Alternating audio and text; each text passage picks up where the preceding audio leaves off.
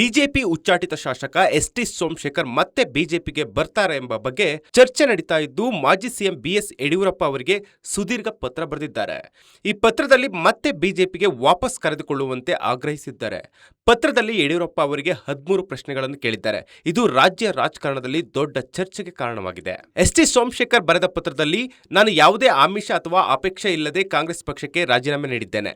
ನಮ್ಮ ಸಹಕಾರದಿಂದ ನೀವು ಮುಖ್ಯಮಂತ್ರಿ ಆಗಿದ್ರಿ. ನನ್ನನ್ನು ಸಚಿವರನ್ನಾಗಿ ಮಾಡಿದ್ದಕ್ಕೆ ನಿಮ್ಮ ಮೇಲೆ ಗೌರವವಿದೆ. 2023ರಲ್ಲಿ ಬಿಜೆಪಿಯಿಂದಲೇ ಸ್ಪರ್ಧಿಸಿ ಗೆದ್ದಿದ್ದೇನೆ ಎಂದು ಹೇಳುವ ಮೂಲಕ ತಮ್ಮ ಹಳೆಯ ಸಹಕಾರವನ್ನು ನೆನಪಿಸಿದ್ದಾರೆ. ಸದನದಲ್ಲಿ ನೈಸ್ ವಿಚಾರವಾಗಿ ಚರ್ಚೆ ಮಾಡಿದ್ದಕ್ಕೆ ಬಿಜೆಪಿ ನಾಯಕ ರುದ್ರೇಶ್ ಸುದ್ದಿಗೋಷ್ಠಿ ಕರೆದು ಯಾರ ಬೂಟು ನೆಕ್ಕಲು ಬರುತ್ತೆ ಎಂದು ಅಪಮಾನ ಮಾಡಿದ್ದಾರೆ ಎಂದು ಸೋಮಶೇಖರ್ ಆಕ್ರೋಶ ವ್ಯಕ್ತಪಡಿಸಿದ್ದಾರೆ.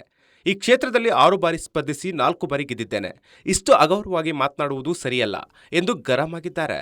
ಈ ಪ್ರಶ್ನೆಗಳ ಮೂಲಕ ಸೋಮಶೇಖರ್ ಬಿಜೆಪಿಯಲ್ಲಿ ಬೂಟು ನೆಕ್ಕುವ ಸಂಸ್ಕೃತಿ ಇದೆಯೇ ಎಂದು ಪ್ರಶ್ನಿಸಿದ್ದಾರೆ. ಸೋಮಶೇಖರ್ ಅವರು ಪತ್ರದ ಕೊನೆಯಲ್ಲಿ ನಿಮ್ಮ ಉತ್ತರದ ನಿರೀಕ್ಷೆಯಲ್ಲಿದ್ದೇನೆ. ನಿಮ್ಮ ಉತ್ತರದ ಆಧಾರದ ಮೇಲೆ ನನ್ನ ಮುಂದಿನ ನಿರ್ಣಯ ತೆಗೆದುಕೊಳ್ಳುತ್ತೇನೆ ಎಂದು ಬರೆದಿದ್ದಾರೆ.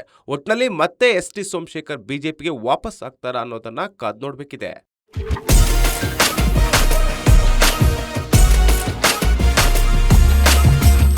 ಸಂಪೂರ್ಣ ನ್ಯೂಸ್, ಇದು ನೊಂದವರ ಧ್ವನಿ.